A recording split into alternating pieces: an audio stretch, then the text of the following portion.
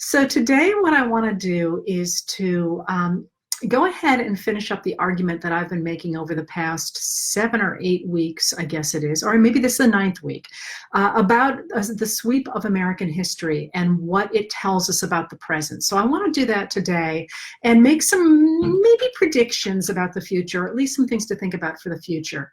And then next week, if you are interested, I suggested I would tell you about the writing of this particular book, or of any book, if that's of interest. I'm happy to talk about that. And then it turns out these are popular enough that I'm going to go ahead and continue. And I have some ideas about what I will continue with to cover the summer. I'm actually thinking about talking about the history of the Republican Party, which was my last book, so I know it pretty well. I'm actually prepping a new course for my university in the fall, so I don't really want to prep an entirely new class for you people there, but there's some stuff I know off the top of my head, so I'm happy to do that. But I'm open to other suggestions as well if people are interested in something different than that. So anyway, my plan today is to finish up the argument that I've been doing over the past 8 weeks. Next week, if you'd like, talk about writing, but I really don't care about that. I care deeply about it, but if nobody's interested in that, I won't talk about it.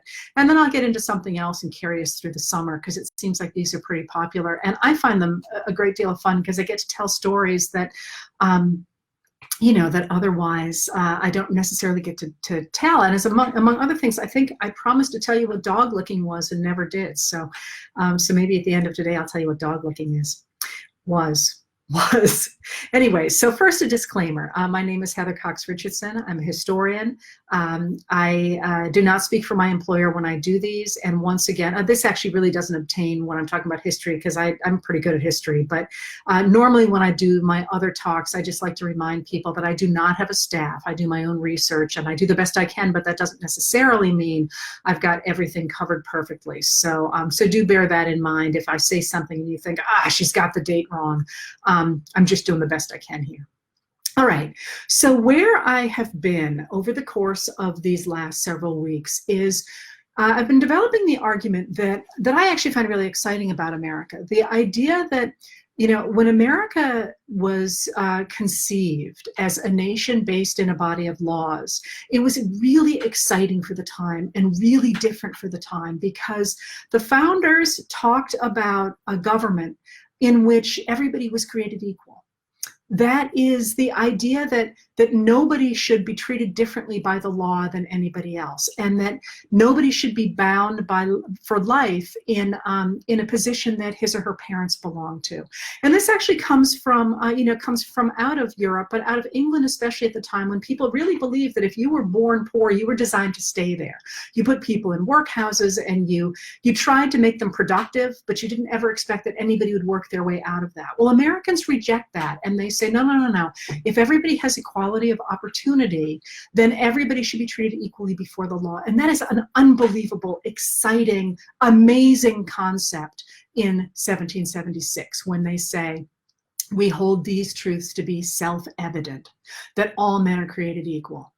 And I hope that I've captured to some degree the excitement and the radicalism of that statement. It's not a statement against a particular king, it's a statement against all kings. And that, to me, is one of the most exciting periods, or most exciting examples of liberation in the modern world. But, in history, there's always a but. But what I've been trying to argue is that incredibly exciting, liberating idea had always been based on the idea that those people who were created equal were a minority of the population. They were white men, and generally white men of property. So from the very beginning, this exciting concept of equality before the law was bound by the idea that women, who made up more than half the population, but by definition, women could not be included in this, because the founders and their generation believed that women, by nature, God had made them differently and inferior to men. So from the beginning, you're writing off half the population, but then you're also writing off a significant number of men, because you're writing off the American Indians that were being enslaved by in the early periods, and of course also Afro-Caribbean, African, and African-American Americans who were also enslaved and who also read out of that idea of freedom. So from the very beginning, what I've been trying to argue is that that idea of American freedom and equality was based on the idea that a lot of people could not be free or equal. And what I've identified that as what I've called the American paradox, that our exciting freedom has always been based on a hierarchy of unfreedom. And what I've tried to do over the course of this week, and what was the theme of this book that I came out with in April, was how that theme is played through and how it has hampered American lives, for sure. It has certainly meant that people of color and women have not enjoyed equality before the law ever in America, really, although that promise is still there. But what I've been trying to argue is that paradox, the idea that you can't have freedom for some unless you have unfreedom for others, or you can't have equality for some unless you have inequality for others, has ultimately badly weakened American democracy. Because what it has done is it has always given oligarchs, those few wealthy men, usually men, who wanted to control everything and get rid of that whole radical idea of equality and go back to a world of hierarchy in which a few people ruled over everybody else. It gave them the language in a democracy to get voters to side with them against their own interests. And the way they did that was to say, if we try to have equality for all, what that's going to mean is, because you can't have equality for you without inequality for them, if we give equality to them, you are going to lose it yourself. And what I've been calling the corollary to the American paradox, the idea that anytime people of color or women begin to approach equality in American society, there's a backlash, and it's a backlash that feeds oligarchy, because oligarchs are able to say, I will protect you people from those people who are trying to destroy American values. And what I was really trying to talk about there was the idea that when we look at the rise of these reactionary movements in a number of periods, the 1850s, the 1890s, the 1920s, and again in the present, well, we tend to focus on the racism and sexism that are inherent in those moments, and they are inherent in those moments, although there's a lot of caveats around that. There is also within them this hope of American radical equality, that those two things go hand in hand. And ultimately what I'm trying to argue and what I'm trying to push for, both in that book and also in my own work, is that we decouple this idea that you can't have equality for all unless you have an inequality for others. I'm trying to get rid of that whole inequality for others idea, because it is not logical. It doesn't have to be there at all. It's part of our American heritage that we believe those two things go together, but they do not have to. Okay, so that's where I'm planning to go today, and why I think this material is somewhat useful. And I will reach back, I hope, into the past to sort of line out how this general sweep of American history developed over its course from 1776 to the present. But where I left you last week was, I left you with the rise of Reagan and the rise of the Reagan Revolution, as it was called. And that was the idea that America really had to get away from the activist government that both Republicans and Democrats had put into place during the Depression and during World War II, and that was the Democrats, of course, and then afterward that Eisenhower put in place or continued to develop with his American Way, which was essentially the New Deal, but it was the New Deal with a few more restraints on labor and more opportunity for employers than there had been under the Democrats' version of the New Deal.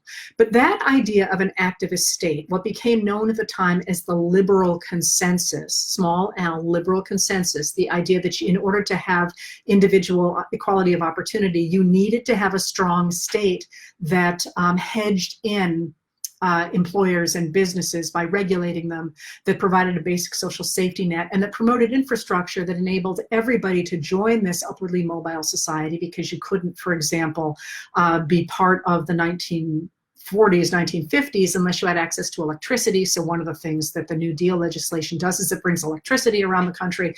Similarly, nowadays, you need to have cell phones, you need to have access to roads in order to participate in a global economy. So the Reagan Revolution really is the moment in which the backlash against that liberal consensus, the backlash that I set up 2 weeks ago as coming out of this period, coming out of World War II, the backlash that's sparked by people like William F. Buckley Jr. writing his book, God and Man at Yale, saying this activist government is anti-American, that you need to get back to a government that does nothing but promote individual capitalism and religion. That backlash, it doesn't get much traction until after 1954 and the Brown versus Board of Education decision, and then in 1957 when Eisenhower sends troops, it doesn't send troops to Little Rock, he nationalizes the troops there at Little Rock in order to guarantee that African Americans can attend Little Rock Central High School. Once you have the decision in 54 that says that segregation is unconstitutional, and you have this activist government putting teeth behind that decision, what people who are objecting to business regulation and taxation can do is they can go to the voters and say, see, we told you that this activist government was going to redistribute wealth from hardworking white people to African Americans. And they, what they do is they argue that the policies that the government is putting in place for people of color to obtain equality of opportunity are essentially disadvantaging white people, because it is because those things are going to cost taxes, are going to require tax dollars. And this is an idea that a lot of people are able to get behind. A lot of white people are able to get behind. They like the liberal consensus very much. They like the New Deal. They love Eisenhower. The economy is booming, and they weren't really willing at all to listen to the idea that American government should regulate business. Should not regulate business before 54, because they liked what government was doing. They liked this whole idea. But once you tied race to it, once you said, hey, that government is just using white tax dollars to help black people, that was the wedge that movement conservatives needed to overturn the liberal consensus. And they chip away at this idea of the liberal consensus throughout the 1950s and the 1960s.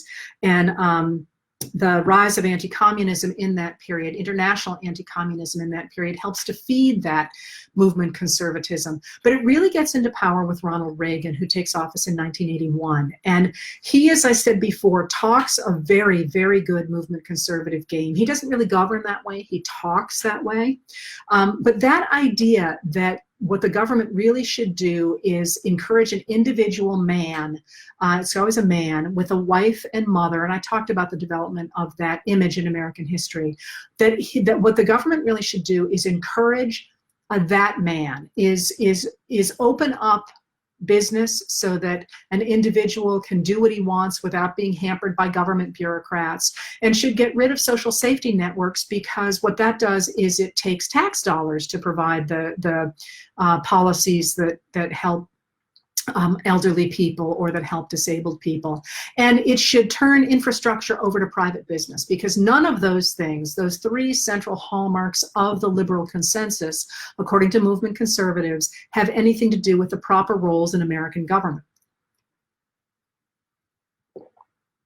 Okay, so Reagan begins to put this in place with the massive tax cuts of 1981 and then later on of 1986, the one that is so important because that's when they usher in new constituencies, including evangelical Christians, to guarantee that those tax cuts stay in place.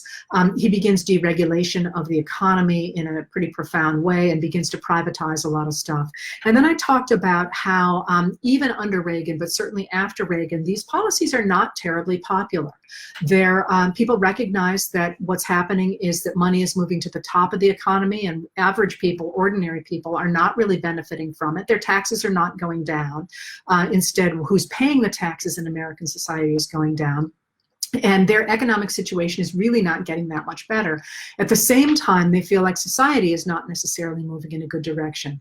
So over the course of the 1990s, you get the rise of movement conservatives, especially characterized by Newt Gingrich, who increasingly try to divide society into us and them, and try to encourage voters to move to the Republican side, to the movement conservative side, And I talked about how they purged the Republican Party of traditional Republicans, but moved to the movement conservative Republican side simply by saying we must cut taxes. We have to cut taxes. Taxes are what are ruining your life. It's not that we're putting in place legislation that's moving money upward, although that was in fact the case. But what they tell their voters again and again and again is that it's all about taxes. It's all about your money being used to support minority populations or to support women who they argue are not good wives and mothers, women who in this formulation they characterize by wanting, by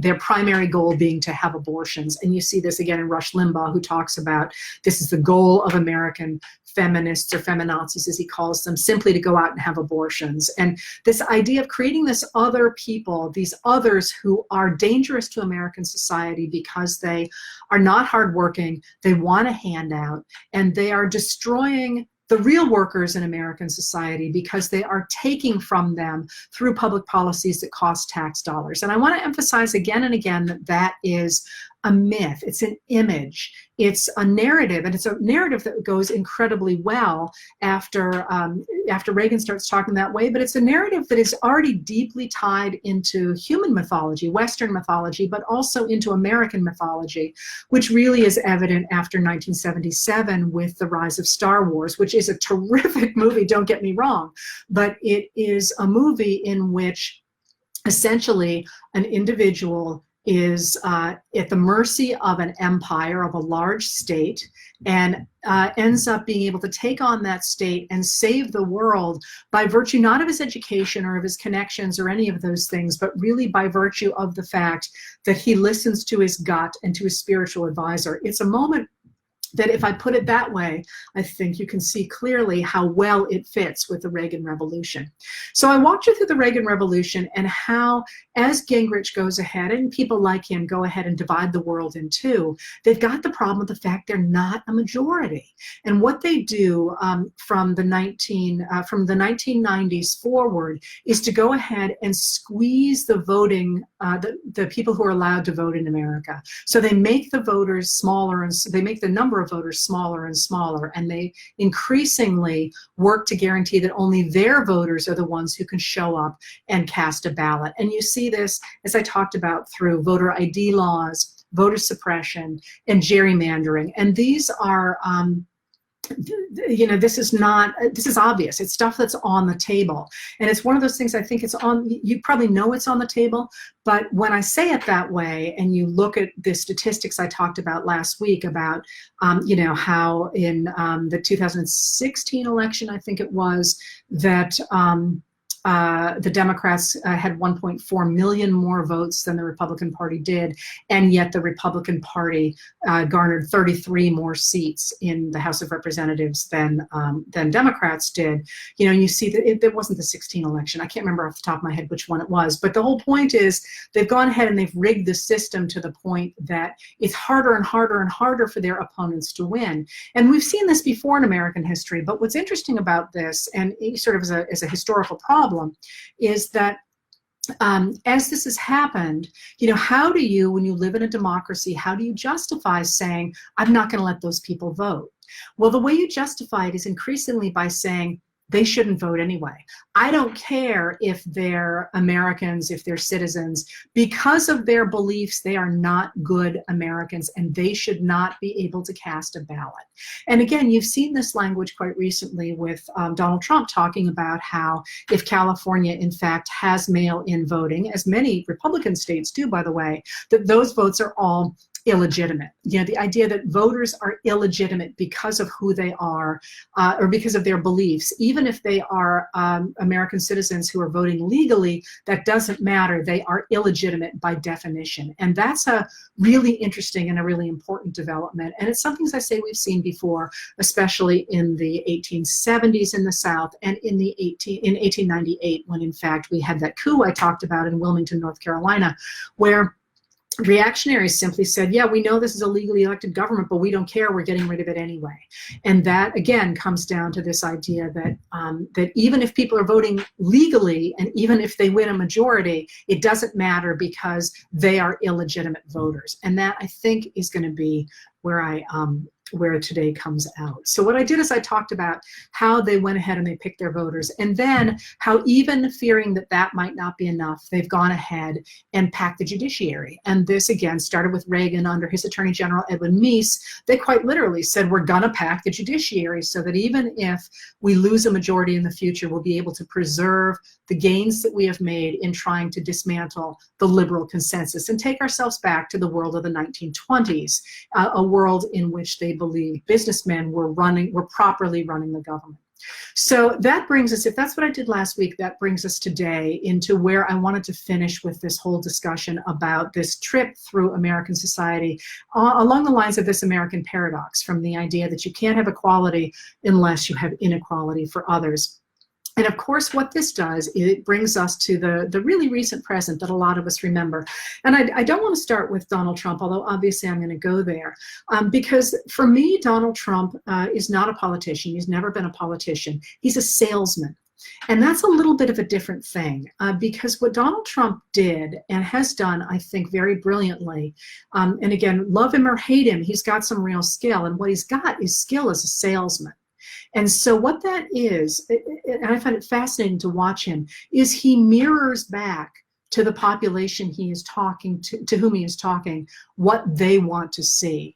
So in a way, he's like a mirror, more than anything of his own. He's a mirror. He doesn't understand politics. He doesn't understand working with people. He doesn't understand the history. He doesn't understand the laws. He doesn't understand building coalitions. He doesn't understand any of that. What he does understand is how to sell stuff. And I always sort of look at him and think, you know, well, that's what he's done. He's been a salesman his whole life. But you can see him just simply reacting to his audience. So that being the case, what he did in 2016, to my mind, was hold up a mirror to the people who had grown up on this narrative that had been sold by the movement conservatives really since the Reagan years, and take it to its logical conclusion. So he becomes a mirror for this population. And then once in office, he goes ahead, and I'll tell you more about that, but he goes ahead and puts it in place in a way that people like Mitch McConnell could not have imagined in their wildest dreams. But what's important for me is right now is in 2016, he really does mirror what the movement conservatives had come to say about American society. So think about that. We get, for example, by the 2000s, we get a number of major Republican leaders really doubling down on the idea that there are makers in American society versus takers in American society. And that's a really interesting idea, because what does that even mean? Like, what makes Mitt Romney a maker and the people who are working, as we now know, essential workers in American society, takers? I mean, they're working. So what does it mean for them to be takers? Well, Mitt Romney talks about that in that private conversation that gets recorded by the way, one of the takers, as I recall. And he says, you know, we're really the ones who understand how society works. We're really the ones, us here at the top, we're really the ones who understand how to make businesses work. We're the ones who are really creating society and moving it forward. And those guys, that large percentage of Americans, they really just want a handout. They're the takers. So even people who are working 3 jobs for wages that are too low and all that, and who are asking for government to level the playing field between them and the Mitt Romneys of the world, in this narrative, they were takers, which again, it just fascinates me because it's so clearly divorced from reality. You know, you don't work a number of jobs and be unable to make ends meet and somehow be undeserving. If you just step back from this and look at it on paper, as opposed to getting tangled up in the myth that's going on, how do you look at somebody who's working 60 hours a week and making way too little money and say you're a taker as opposed to being a maker? And obviously this veneer has been ripped off because of the COVID-19 pandemic, because we've taken a really good look at who we actually need in society, and it ain't the Mitt Romneys who said that, and the Paul Ryans who said that. It's the people who are delivering the mail and delivering goods and keeping supermarkets going and working in healthcare and janitors and all that. All those people that were defined in the early 2000s as takers. But that's, again, goes back to this whole idea I've been arguing about, the idea that a few people should run society versus having equality for everybody. So you have these increasing ideas by the 2000s that we're really going back to the position of the elite slaveholders before the Civil War, the people who owned 50 or more human beings, who said, you know, we should have these people, they should work for us because they're kind of stupid. And this I'm drawing back here on the Mudsill speech from James Henry Hammond in 1858, in which he talks about how society really works best when a few people on top run things, and they direct the labor of the people at the bottom who really are kind of dull and stupid and just like to dance, and you know, that they need to be managed by their betters. And by the way, some of you older people will remember a quotation that I will not repeat here from Earl Butz under Richard Nixon, talking about the difference between people in the Nixon administration and those other people, in which he literally reaches right back to the language of those elite slaveholders, and in quite graphic and quite offensive, obscene, really, terms. And now all you guys who don't know that quote are going to be Googling it. But anyway, it's Butz, B-U-T-Z. Anyway, you get this increasing sense that America really should look exactly the way James Henry Hammond said it should look, with a few elite people running society and everybody else being directed by them. And what the complaint is of those elites directing society is that if you have that liberal consensus government, it's going to mess up this ideal relationship.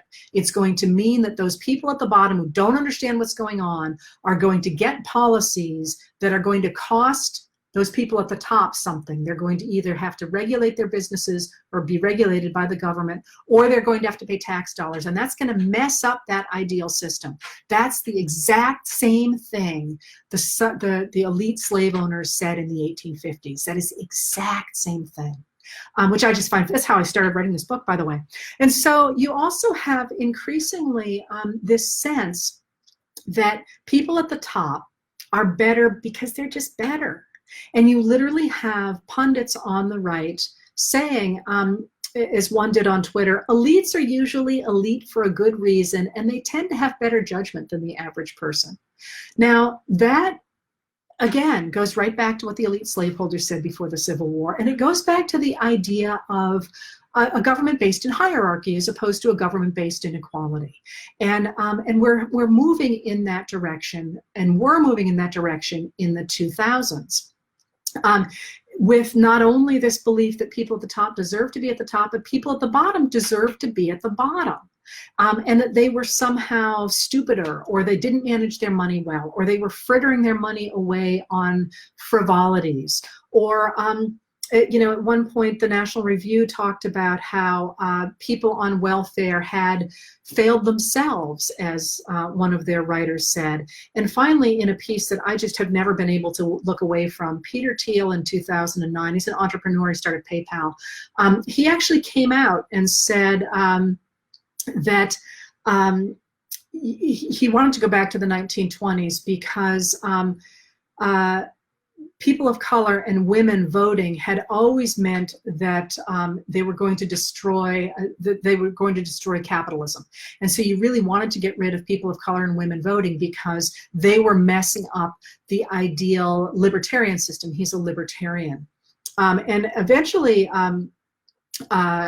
again, you have by the 2000s, 2008, early 2000 teens, you have increasingly this idea that the ideal America is an America that's run by a few elites, and those elites are characterized by being almost always white men, although there are people of color admitted to that inner circle, so long as they are there really to prove that it's possible for people of color to rise as well as for the white men to rise. But that world very explicitly excludes women in terms of equality. It permits women to be part of it so long as they are attached to a more powerful man, is either a wife or as a mother, but there's not really room for women who are equal. And you can see this change in society dramatically after, as I say, the 1980s, when by the time that Walter Mondale taps Geraldine Ferrara to be his vice president, people are already saying, well, she's really not very good at what she does. She's only there because she's a woman. Until as you've seen this going more and more in the present, the erasure of powerful women from the public sphere as reporters, as members of Congress, and also as rising CEOs, until we have, again, at the present, a world where in Fox News you have the sort of physical replication of an older, powerful white man who tends to be surrounded by very attractive young women, young-looking women who are heavily made up and who are wearing quite short skirts. And they're actually the people, I believe, who pioneered the glass news desk so that the viewers could actually see the legs of the news readers who were behind the desk. So you have, again, by the 1900s, this vision, if you will, this physical vision of a world of hierarchies that stands against the idea of equality. All right, so here comes Donald Trump. So if this is the case, by the time you get the 2016 election, there's a real problem for the Republican candidates because they're running up against the idea that they are less and less and less popular. So what do? You have to get more and more and more extreme in your warnings about the other. You have to drum up the idea that those others are really dangerous. And the moment in the 2016 election that really jumped out to me was when Carly Fiorina, who was running at the time, actually was on a debate stage and actually came out and said that Democrats were murdering babies to sell their body parts as commodities. And I listened to that and I thought, that's crazy. And I mean, just on its face, it's crazy. And it is the extension of this othering language to into the realm that historians recognize as being dangerous for genocide. What you do when you use this kind of language is you turn your opponents into something that is not human. Obviously, if we actually knew people who were murdering babies and selling body parts, most of us would feel it was our duty as citizens to stop that from happening. But to say that's happening with your opponents are doing that with no evidence thereof is really dangerous political language. And you saw that again and again in 2016, and you see it now, of course, with the rise of Q and with the rise of these ideas of secret sex rings and all sorts of really horrific kind of attributes being associated with the opponents of these movement conservatives. So into this moment drops Donald Trump to mirror all of this stuff. So let's think about what he looked like when he came in 2016. First of all, he presents himself as the ultimate individualist who has made it on his own. Now, of course, we know that's not true, but that's the image that he projected as he came down that escalator with his very beautiful but very subservient wife by his side. He's really this image that a lot of people, again, who are steeped into this narrative really could gravitate toward. And then what does he do? He takes that argument that people who are wanting an equal say in American society are dangerous to America. He takes that to an extreme. He comes out right away and says, Mexicans are rapists. And he characterizes those who are trying to aspire to equality in American society as being dangerous to America, and not just as in this ideological stuff I talk about, but literally. They literally threaten your life, the same way that George H.W. Bush talked about with the Willie Horton ad, to try and give substance to this sort of amorphous idea that people of color were somehow dangerous because they wanted equality. Trump takes that further, and as I say, he mirrors back to a certain population the idea that these people are literally dangerous. And then he goes from that moment on to the next sort of piece of this argument to say in October of 2016, when the tape was revealed in which he talked about sexually assaulting women, it kind of took that next step. The idea that women are there for men, that they are not inherently equal. They should not have their own, they should not be equal before the law. But in fact, they are, anybody who wants that kind of equality is somehow trying to manipulate the system. They're there for a handout. They're there to get something. And that women, in fact, are there for the taking by wealthy, privileged men. You know, when you're a star, they let you do it. And that was, again, not a moment that sank Donald Trump, because for many people, it was the logical outcome of this longer argument that had been in place since the 1950s, taken off in the 1980s, and really put into place in the 1990s and beyond. The idea that if you had a government that tried to erase the inequalities of American society, that kept people of color and that kept women from achieving full equality, if you erase that, it would somehow hurt the white men who had been able to use this individual system in order to rise. When Trump is elected, and that is something that I'm not actually going to talk about now, his election is actually really, really interesting. And I write about that a lot, obviously, not in my historical books, but in the letters. But when he's elected, it's a really interesting moment, because remember, he is not elected by the popular vote. He loses the popular vote by quite a lot.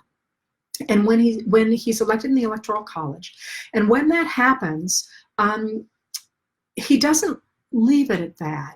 He starts to insist that he had won the popular vote because the people who had voted against him were not legitimate voters. They were not legal voters, according to him, both in New Hampshire and in California. Again, a really logical extension of everything I've been talking about. It's wrong. It's a myth. He made that up, as he made so many things up. But it doesn't matter to him, because even if people voted against him, they were not legitimate voters, under this idea that the only legitimate voters are the ones who are voting to get rid of a government that actually tries to level the playing field. I hope I'm making this clear, because I'm kind of trying to deal with ideology and reality on the ground at the same time. So what happens is, on the heels of this, is that he goes ahead and starts to redefine what America is. So it's a really, again, his inaugural address is a really, really, sorry, I'm getting excited about this stuff, and it matters so much.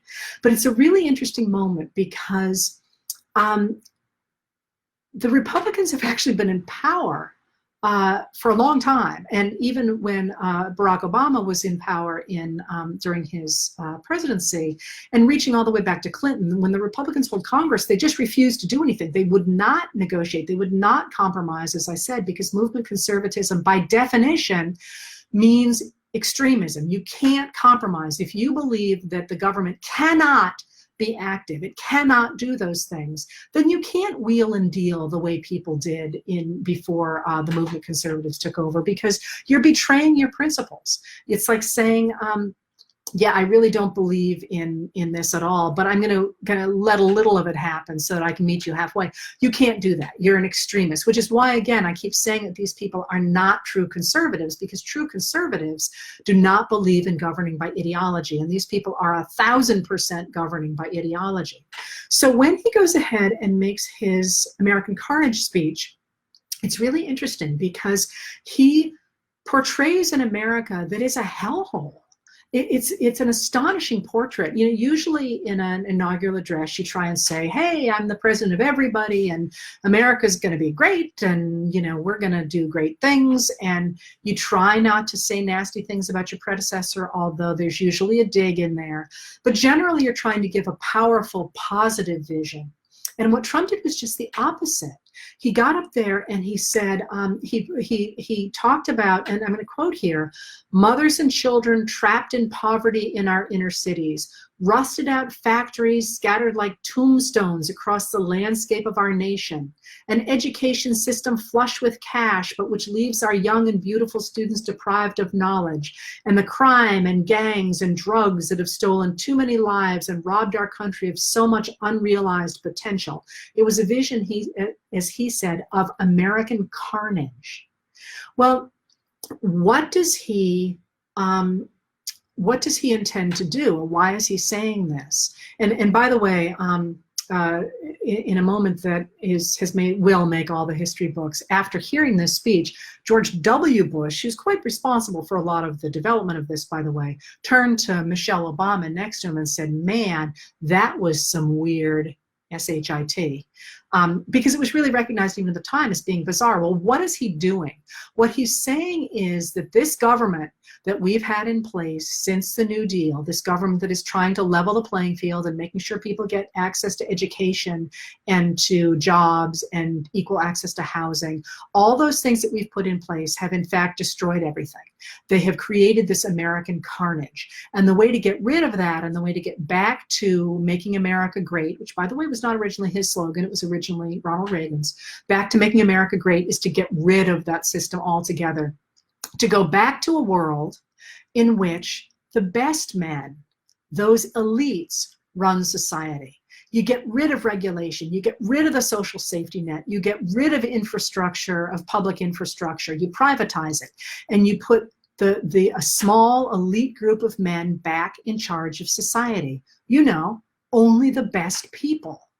This is really a very clear ideological argument.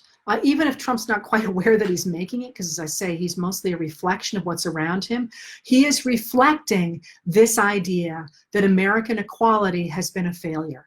That in fact, to have American equality, what we really need to do is to get rid of any attempt to let women and people of color be equal. Because if you make them equal, it destroys equality for people at the top, and everybody goes ahead and falls into a morass together, as it does here in this American carnage. What you need to do to restore America to its best life is to get rid of that New Deal government and put a few good men back in charge, because they're really better than everybody else. They're the ones who should run society.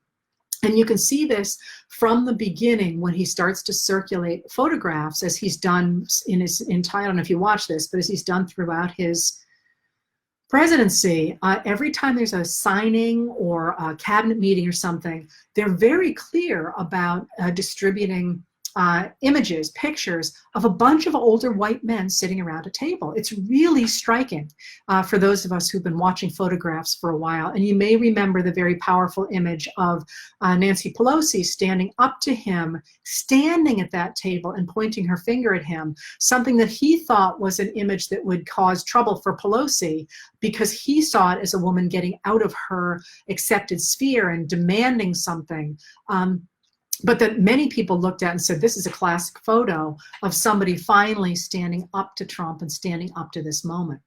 All right, so what happens once he becomes president? What happens is that the Trump administration puts into place the policies that movement conservatives have been calling for since the 1950s, and they do it on steroids.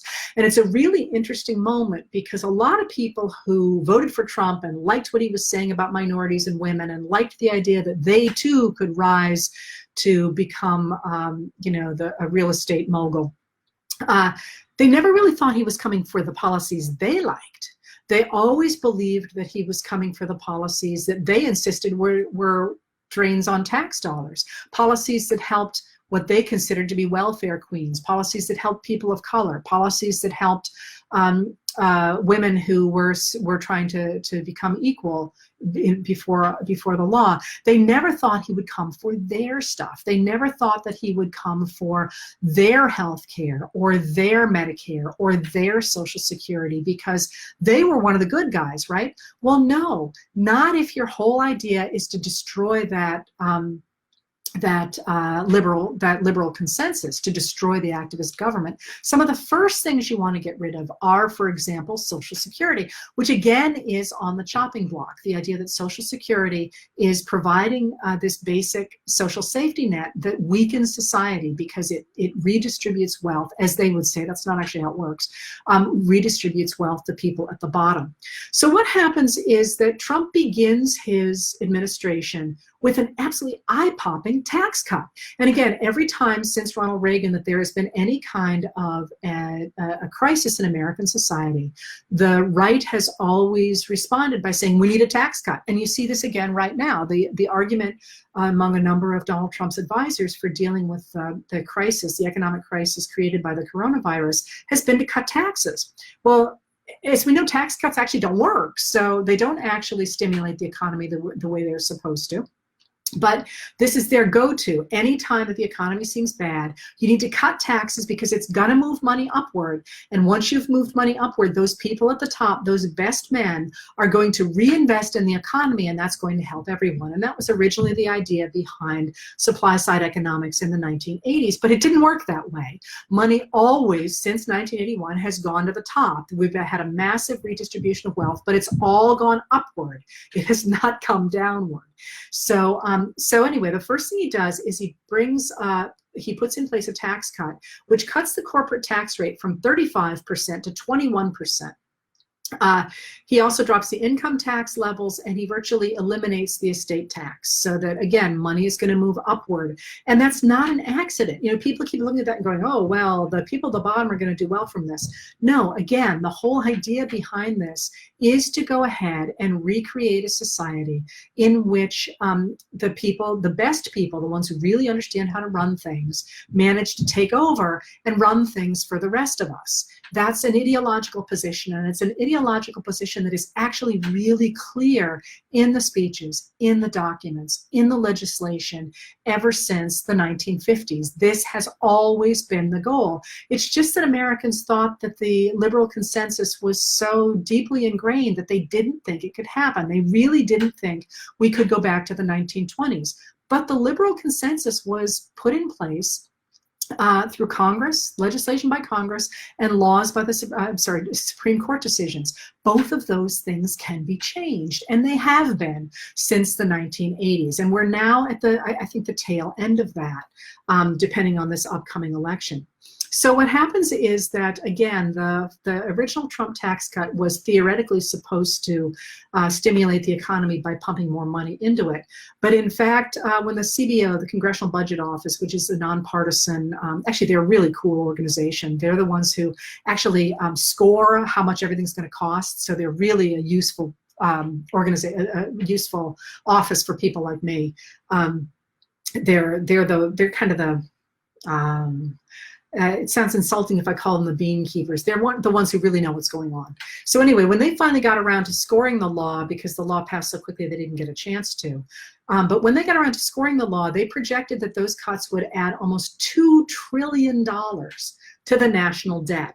And of course, how are you going to pay for those things? You're going to cut social programs, and you're going to cut the pay of federal workers. The very thing that has been on the table, really, again, since the 1950s, the idea that you're going to get rid of this liberal consensus, the New Deal / World War II government. Hang on.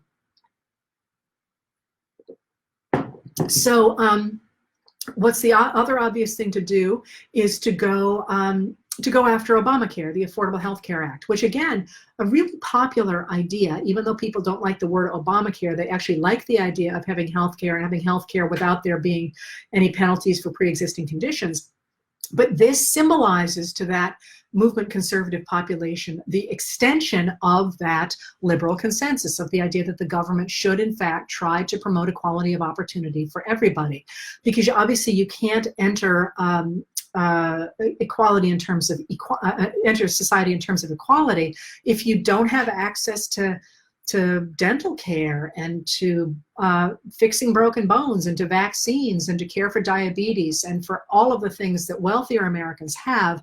Now in the modern world, you need those things regardless of where you start your socioeconomic journey, simply because you can't participate in a meaningful way in the American economy if you don't have access to basic health care. I'd love to tell you a personal story about that, but I don't think I've got time. But think about it. So this idea of the extension of universal health, it's not universal health care, but of extended health care has been something that's been on the table really since Teddy Roosevelt started calling for it at the beginning of the 20th century. But for movement conservatives, it becomes this symbol of the extension of the liberal consensus government in a way that they really can't stand. So from the minute it passes, they insist again and again and again that they're going to get rid of it and they're going to replace it with something better. But there actually isn't something better. That's I'm not to say that you couldn't do a better job if you wanted to pass legislation that did that. What I'm saying is they don't have something better because they need to get rid of it.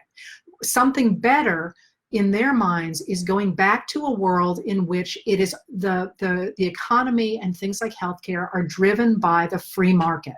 So what they want to do is get rid of that system and return back to a free market system. That's their something better. And that's why every time they vote to overturn Obamacare or the Affordable Care Act, they don't have a replacement, because the replacement is simply to go back to the way things were before we had a liberal consensus and before the government got involved in those things.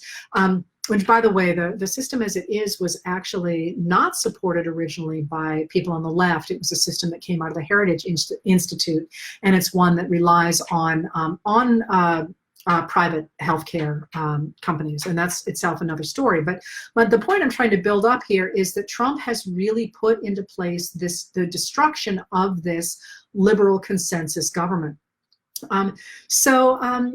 Increasingly, this impulse to try and return the government to the idea of a few good men or good people being in charge, I think that is what has driven the current administration to run at least parallel to other autocratic rulers in the world.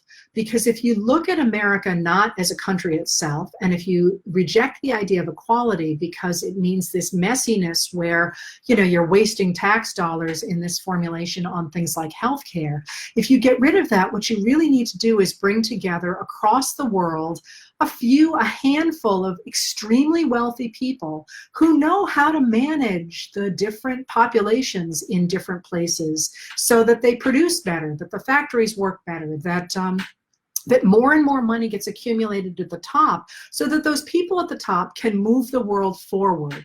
At least that's the theory, can move the world forward by investing in intelligent ways. And therefore that means that they have parallel interests and they need to control things so that they're not messed up by democratic governments, so that they are not messed up by little people, by the women and the people of color in America. I don't know other systems at all. But they're not messed up by those people who are going to regulate them, who are going to say, hang on a second, you can't have trillions of dollars, who are going to say, hey, we need a basic social safety net so grandma's not eating out of a trash can, and who are going to say, we need our bridges not to collapse so that we can actually get from place to place. If you are trying to get away from that kind of messy democratic equalitarian governments or egalitarian governments, you are running parallel to other autocratic leaders like Erdogan in Turkey, leaders like Vladimir Putin in Russia, leaders like MBS in Saudi Arabia, leaders like even like Kim Jong-un in North Korea, because you're looking for a hierarchical society. And I would argue, and this is not historical, all right, this is how I've been thinking about it. If this is the case, it makes sense to take money from other autocrats to go ahead and destroy democracy at home, because those people who are interested in democracy at home, they're messing up the system. And no matter what our laws say about taking money from other countries, why wouldn't you do that? And that's precisely, if you remember, what Donald Trump said and what Bill Barr said during Attorney General William Barr said in his nomination hearings to become the Attorney General, when someone said, would you take information from another country? And Trump said, sure, why not? Well, because it's illegal. You know, you're not allowed to do that in America, except he doesn't see any reason why not to. And similarly, Bill Barr finally had a long pause when he was asked that question and finally said, I don't think a president should take information from a foreign government. But it's okay to take information. He didn't say this, but the implication was it's okay to take information from foreign individuals because they're all kind of in this together, these leading individuals across across the world. All right. So if that's the case, if in fact I'm just seeing here off the side, where do the Kochs fit into this? Well, I think it looks pretty clear. The Kochs, actually, their father was, the older brother's father was actually an early investor in National Review and an early believer in the idea of getting rid of this whole liberal consensus. He was a libertarian. People often forget the Koch brothers, one of them is now deceased, are libertarians. They're not Republicans, but they're they run parallel to the Republicans because they, again, are interested in getting rid of this whole idea that you should have a government that actually tries to level the playing field. They don't want to level the playing field. They want the playing field to move money upward because they believe that they can handle that money and that power better than if you distribute it more widely across society. It's an ideological position, and I mean, and it fascinates me because it's not ideologically inconsistent. It's a consistent position. It's the same thing Andrew Carnegie said. It's the same thing that Andrew Mellon said in the 1920s, the Secretary of the Treasury who moves a lot of money upward.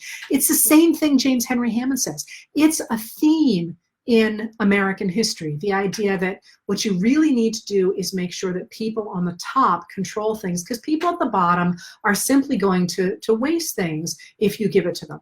Now, in contrast to that, of course, stands the ideology that's articulated so brilliantly by Abraham Lincoln, in which he says, wait a minute, if you're going to start to make distinctions between men according to race, according to ethnicity, he talks about the Irish and the Chinese as well. If you're going to, and he doesn't talk about women, if you're in that context, if you're going to start to make distinctions between men according to race or ethnicity, you're throwing out the Declaration of Independence. Like, what about this Declaration of Independence, he says in 1858? If you're going to start to make exceptions to it, where's that going to end? If one man says it's one man, why might not another man say it's another man? That's from the Lincoln-Douglas debates. He says this is not what America is supposed to be about. America is supposed to be about equality before the law for everybody. And he tries to reach back to that when he talks about getting rid of the distinctions that what he calls the slave power are making in American society, to try and put into American law distinctions according to race and to ethnicity. And so he starts to push back on this idea, and he says, wait a minute, America doesn't work best when a few men run everything.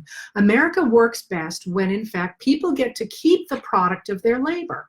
They don't get a handout, but they get to keep what they made. So, and the government tries to level the playing field to give everybody equality of opportunity, not out of the goodness of its heart, but because that's how you move a society forward.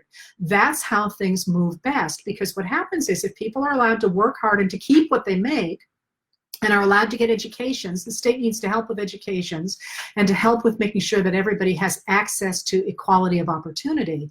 If the state does that, the government does that, what it means is that people innovate and they have great ideas and they crowdsource, he doesn't use that word, they crowdsource stuff, and people go ahead and they innovate. Unlike people at the top, you give stuff to people at the top, they sit on their money, they get lazy, they don't come up with new ideas because everything's just ducky for them. It's the people at the bottom who are hungry and who change things and who manage to accumulate and then turn around and hire people in turn. And that's why you want to have a government that in fact goes ahead and protects equality before the law and equality of opportunity. So where are we right now? And right now, and the reason that I feel like this stuff is so timely, is we're approaching an election where this is what's on the table. Are we going to go ahead and acquiesce to a government that is run by a few people who basically take what the rest of us make? This is an ideological position, and a lot of people might agree with it. I will point out, without going too far in this particular talk, that this is the position from which Mussolini began when he came up with the idea of fascism. The idea that people really are not equal, that some people are better than others, and those people who are better than others need to guide the rest. That's the same starting point that we are at in 2020 right now. I'm not saying that I could, well, never mind. Let me just point out that that's there. Are we going to do that, or are we going to say no? That in fact we do believe that equality in America means protecting equality before the law and protecting equality of opportunity for all Americans. And people ask me why I can look at where we are right now and be hopeful. And there's two reasons for that. One is because we have been here before. And when we were here before, Americans stepped up to the plate and they took their country back. But the other reason that I'm hopeful is because there's something new on the horizon now. And a lot of you are going to recognize what I'm going to say here. And that's that when the movement conservatives took over American government under Ronald Reagan in 1981, something new happened that had not happened before in American history. And that is that we got the first gender gap in voting in America. So until then, after women had gotten the vote, they tended to vote like their husbands did or like their fathers did. Excuse me, but beginning in 1981, women started to break for Democrats versus Republicans, so enough that you could actually measure it. And that gap has grown larger and larger and larger until at the present, it's larger than it's ever been. The last I checked, I think it was 27 points, which is huge. By 2018, this is a number I actually have in front of me, it was 23 points. This means that women are more and more actively involved in restoring equality of opportunity and equality before the law to America. And they're really stepping up to the plate. And I think you can see this since the election of Donald Trump. And one of the reasons that he is so negative about women, talking about nasty women and trying to silence women, is because he recognizes that they are the ones out front talking about restoring fairness to American society. And the more that women do that in this moment, the more I think that we do in fact have a shot at erasing from our history this American paradox and the corollary to it. If you looked at 2018 and the videos that so many young female candidates for office put out, Stacey Abrams, Amy McGrath, there were a number of them. They started to talk about community, not necessarily a nuclear family the way that FDR's people had talked about, but about people that they had taken care of when they were soldiers in Iraq or Afghanistan. Stacey Abrams talked about her family, although she is not married and does not have children of her own. She talked about her community and taking care of each other as a community, which is not heteronormatively a nuclear family. It's the idea that we're all in this together. And that to me has been the most interesting development of the modern era politically, is this new gendered voice, but this new community voice saying, wait a minute, America really is supposed to be about equality of opportunity for everybody, and that we must protect that with equality before the law. And that's the question that's on board right now for the election of 2020. Are we, in fact, going to permit the oligarchical principles of the Confederacy, the idea that a small group of people should run the world for the rest of us? Are we going to permit that to take over American freedom and become the defining principle of our nation?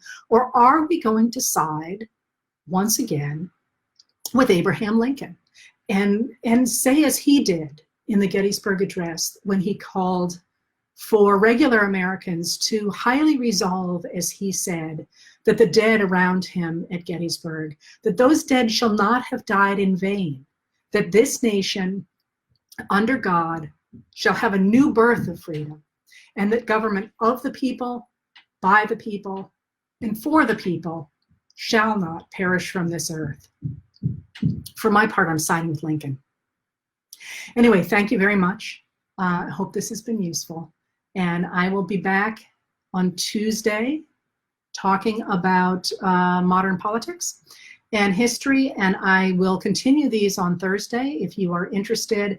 And you should weigh in on whether or not you would like to hear about the writing of a book, or whether you'd like me to do something else for a week. I need a breather before I start something else big. And then maybe what you'd like to hear further going on, or if this has been enough, because that's a lot of history. Again, Heather Cox Richardson, professor of history, not speaking for my employer. Thank you very much.